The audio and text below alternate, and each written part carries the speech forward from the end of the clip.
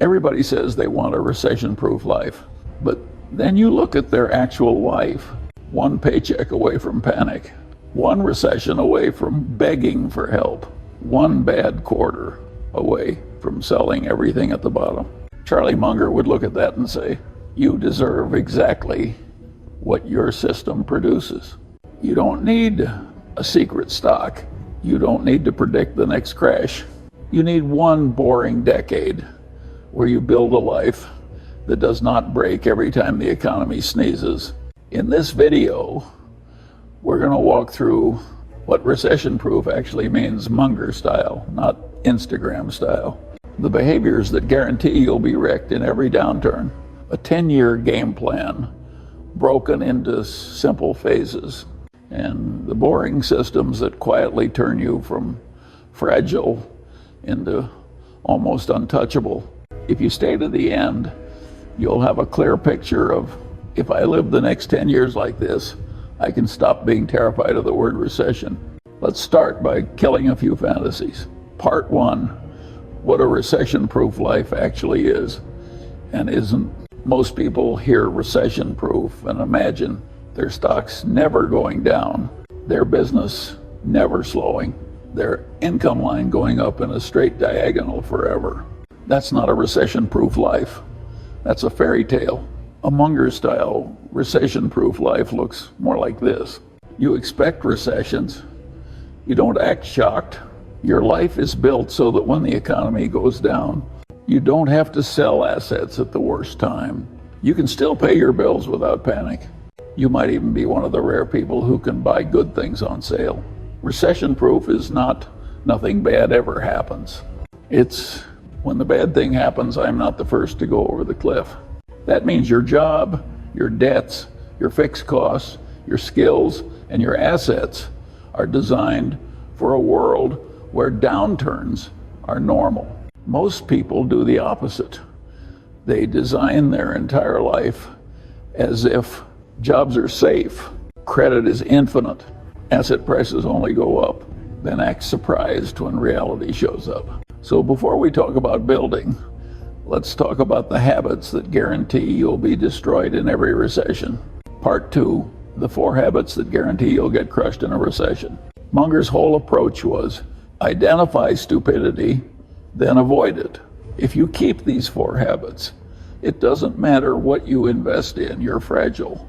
2.1, fragile income.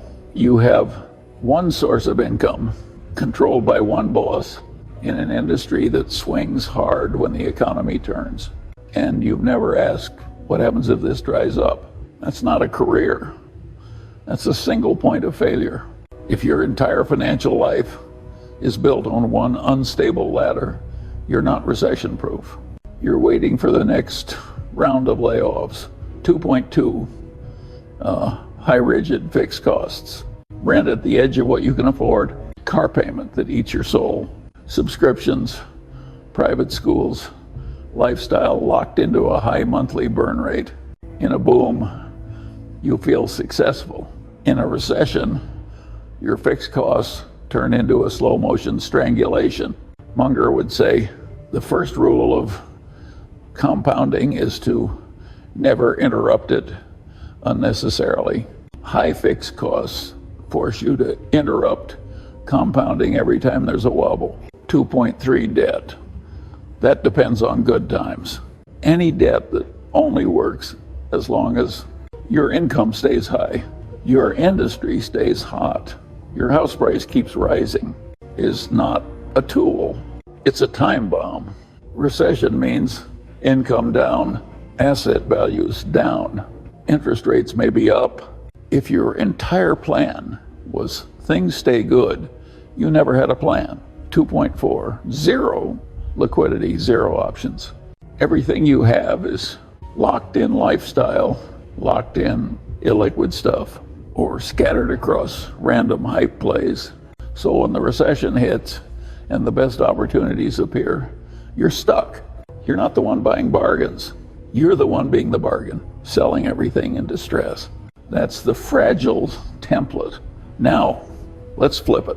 Part 3, one boring decade, the recession-proof blueprint. We're going to take 10 years and break it into 3 phases.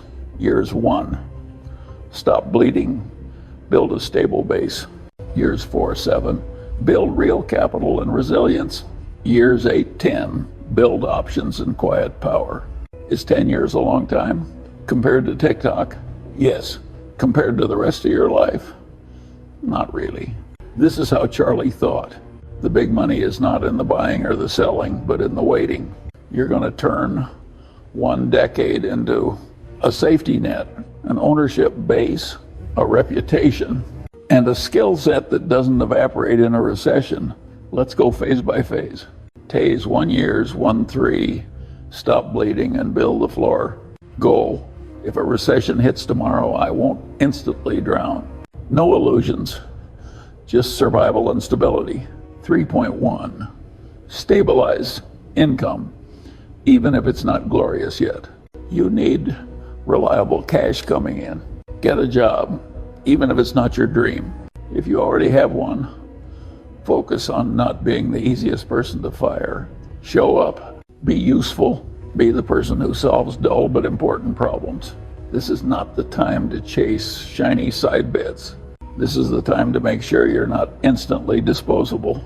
3.2, attack high interest debt like a house fire. If you're carrying credit card debt, personal loans at insane interest, buy now, pay later nonsense, that is your first recession project. Why? Because in a downturn, your income is at risk, your stress is up, your access to easy credit gets worse. If you go into that storm with high interest anchors, you're done. First 3 years, freeze lifestyle creep. Throw every spare dollar at toxic debt.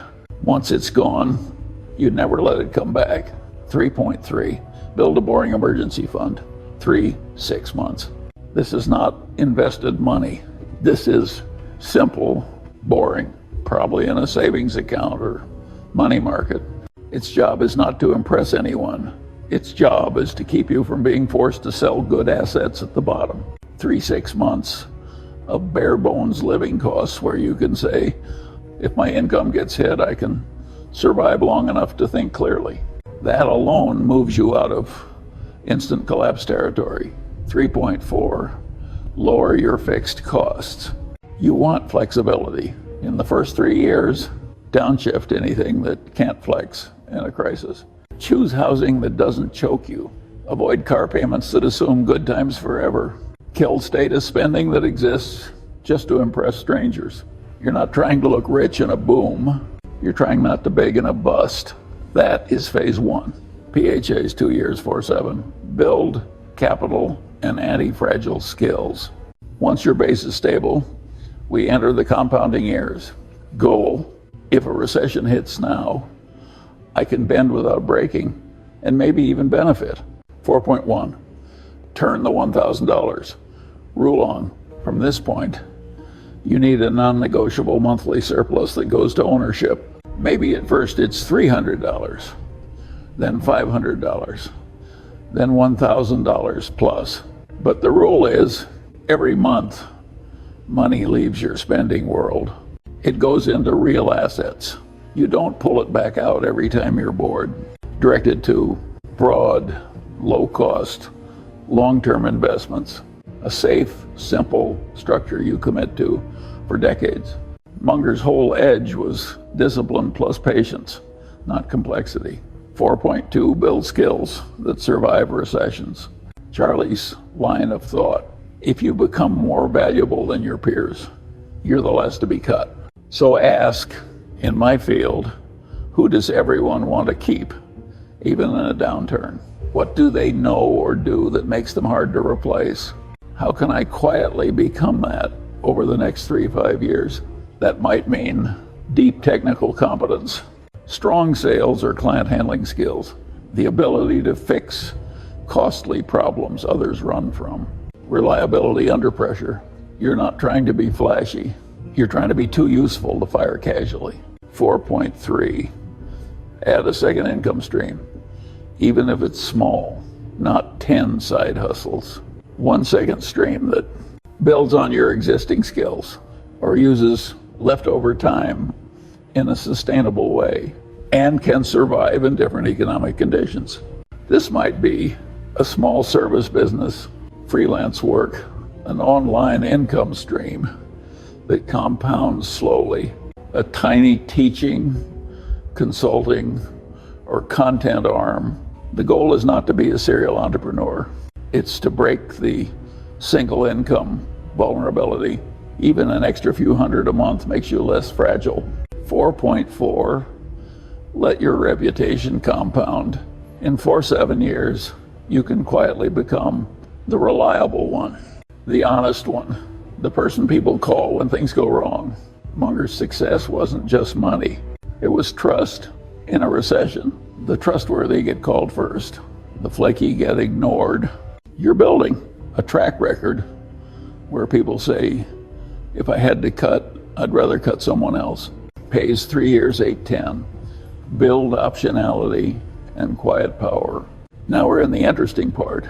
Goal. When the next recession hits, I'm not just surviving. I have options. By now, if you've actually done the work, you have a much stronger balance sheet. You have skills that are in demand. You have some ownership and some cash. This is where most people blow it. They finally feel comfortable and start inflating their lifestyle.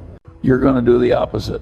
5.1, keep lifestyle below your true capacity. If your true earning power is 100, live like it's 50, 70. Why? Because the gap is where power lives. That gap funds bigger investments, better opportunities in a downturn, the ability to take time off or change direction. Most people, when the money goes up, immediately upgrade houses, upgrade cars, upgrade everything. So when a recession hits, they fall further. You're going to let your capacity outrun your lifestyle. 5.2, build recession moves in advance. Munger's genius was not reacting in panic. He knew in advance what he'd like to own if prices ever collapsed. So you ask, if my industry slows, what's my plan B and plan C? If markets crash 30, 40%, what assets would I love to own more of? If my company starts cutting, what is my next step? You don't wait for the storm to start drawing the map. You draw the map now. Then, when the recession comes, you already know what to cut. You already know what to protect. You already know what to buy, if you can. 5, 3, strengthen your human safety net. A recession-proof life is not just about money. In the 8-10 years, you can build relationships with people who are competent and ethical, help others when times are good, be part of communities where people help each other when it's rough. Munger spent his life partnered with smart, trustworthy people. If you try to go through every recession alone, you're doing it the hard way. 5.4, protect your mind. Recessions are not only about lower numbers, they're about higher fear. A real Munger decade includes learning enough about history that downturns don't surprise you, training yourself not to panic when prices move, understanding that volatility is normal, not an emergency. If your mind breaks in every downturn, you'll always sell at the bottom and rebuild from zero. A recession-proof life includes a recession-proof psychology. Part 6, what you look like after one boring decade. Let's zoom out. If you actually live this for 10 years, not perfectly, but honestly, what changes? You're not carrying toxic debt. Your fixed costs are sane. You have an emergency buffer. You have real savings and investments. You have at least 2 ways to make money. Your skills are sharper than 10 years ago. Your reputation is stronger. Your circle is better. You understand that recessions are part of the game. So when the next downturn hits, instead of panic, scrambling, selling everything at the lows, you cut a few things calmly, shift focus without blowing up your life, maybe even buy assets that everyone else is dumping. That's a recession-proof life. Not magical, not invincible, but hit me with a bad year and I can take the punch, keep going, and maybe come out stronger on the other side. Munger made his fortune not because the world was kind to him, but because he built systems that could handle when the world wasn't. Part 7, your choice, another exciting decade or one boring, powerful one. You have 2 types of decades available. An exciting one where you chase every hype, inflate your lifestyle, depend on good times, panic in every downturn, and end up with very little. Or one boring Munger-style decade where you build stability, eliminate fragility, accumulate ownership, grow skills and reputation, and become the kind of person a recession can't easily break. Most people will choose the first one by default. They won't say it out loud. They just won't change anything. If you want the second one, you don't need perfection. You need a decision. For the next 10 years, I will build a life that expects recessions and doesn't fall apart when they arrive.